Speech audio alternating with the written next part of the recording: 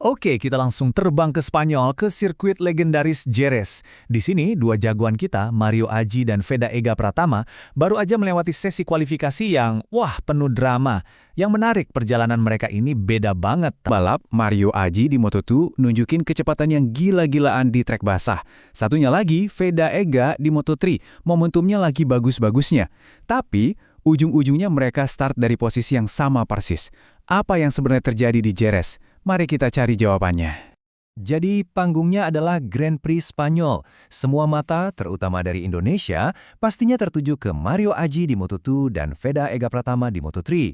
Harapannya jelas ya kan, pengen lihat mereka dapat posisi start terbaik di grid yang super ketat ini. Oke, kita mulai dari ceritanya Mario Aji dulu ya. Perjalanannya di akhir pekan ini dimulai dengan sebuah gebrakan. Sebuah kejutan besar yang benar-benar nunjukin potensi aslinya. Kuncinya ada di sini, di sesi latihan bebas kedua atau FP2. Treknya diguyur hujan, jadi basah dan licin. Nah, kalau kondisinya kayak gini, tenaga motor yang gede itu jadi tidak terlalu ngaruh. Justru yang jadi penentu itu feel atau sensitivitas pembalap. Gimana dia bisa ngatur gas dengan halus, gimana dia bisa ngerasa di mana ada grip, ini ujian skill murni.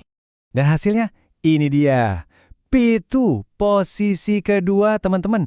Bayangin, di kondisi trek yang super sulit, di mana banyak pembalap lain kesulitan, Mario Aji justru jadi yang tercepat kedua di seluruh grid MotoGP. Ini bukan cuma hasil bagus ya, ini sebuah statement. Ini bukti kalau skillnya emang kelas dunia.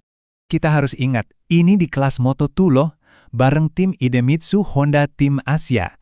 Kompetisinya itu ketat banget, jadi bisa finish kedua di sesi latihan manapun, apalagi di trek basah, itu pencapaian yang luar biasa. Ini nunjukin kalau kecepatan murni Mario itu ada di level paling atas. Ekspektasi buat kualifikasi jelas langsung meroket. Oke, sekarang kita pindah garasi, kita lihat Veda Ega Pratama di Moto3. Nah, ceritanya Veda ini sedikit beda nih. Kalau Mario tadi kan kayak ledakan performa tiba-tiba, Veda ini lebih ke membangun momentum. Pelan-pelan tapi pasti, dia nunjukin progres yang meyakinkan banget menuju sesi kualifikasi penentu.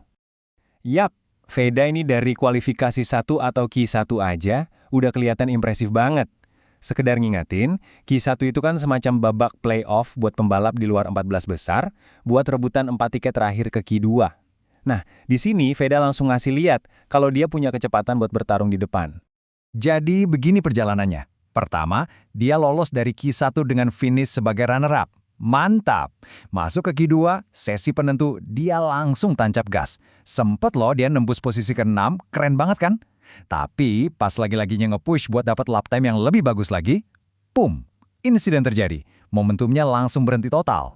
Nah, disinilah, dua cerita yang tadinya beda ini ketemu di satu titik krusial. Dua-duanya, baik Mario maupun Veda, sama-sama menghadapi momen penentu, tantangan besar yang akhirnya ngubah hasil akhir mereka. Momen inilah yang jadi pemisah antara potensi dan realita. Buat Veda, tantangannya jelas, sebuah crash. Jadi dalam balapan, terutama di sesi kualifikasi yang waktunya singkat banget, crash itu bukan cuma soal bahaya jatuh, tapi itu artinya game over. Sesi lo selesai saat itu juga. Nggak ada waktu buat balik ke pit, benerin motor, terus coba lagi. Waktu yang udah lo catat, ya itulah hasil final lo. Yang paling bikin nyesek itu timingnya. Veda jatuh pas lagi di tengah-tengah flying lap. Putaran cepat yang potensinya gede banget buat mempertajam waktunya. Bisa jadi dia lagi ngejar posisi 10 besar. Jadi crash ini nggak cuma ngentiin motornya, tapi juga seolah membekukan posisinya di papan waktu, sementara pembalap lain terus ngebut dan memperbaiki posisi mereka. Sekarang kita balik lagi ke Mario. Tantangannya beda 180 derajat.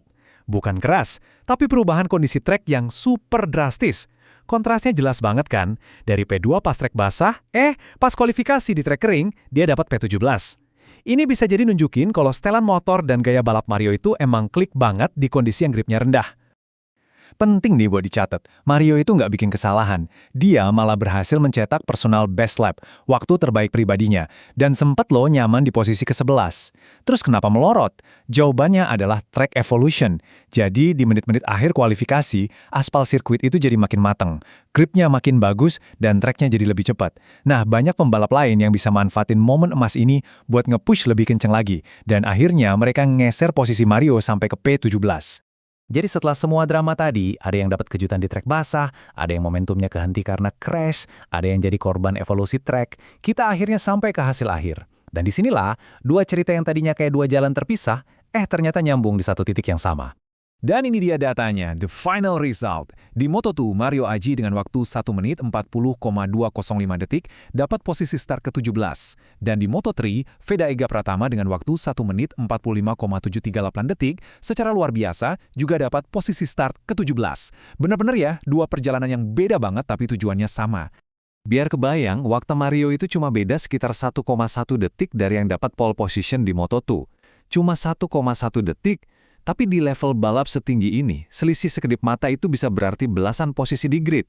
Ini nunjukin betapa gila persaingannya, margin kesalahannya tipis banget.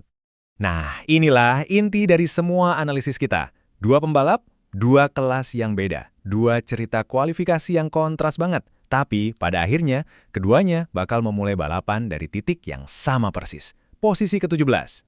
Ini tentu aja langsung bawa kita ke pertanyaan buat balapan utamanya kan? Start dari P17 itu berarti mereka ada di baris ke-6, di tengah-tengah kerumunan. Tikungan pertama pasti bakal kaos, mereka harus berjuang ekstra keras buat nyalip satu persatu. Tantangannya berat banget, tapi kita udah lihat potensi kecepatan mereka. Pertanyaannya sekarang, seberapa jauh mereka bisa berjuang maju pas lampu start padam? Kita tunggu aja aksinya.